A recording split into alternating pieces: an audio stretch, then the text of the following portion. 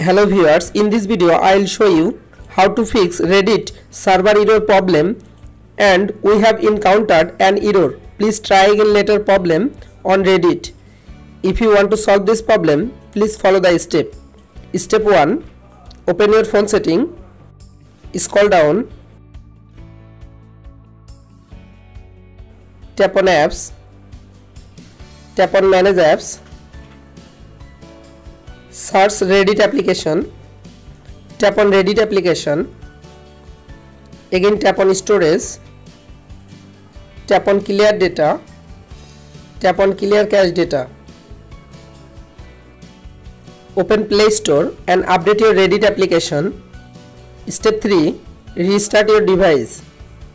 Step 4. Again open your phone setting,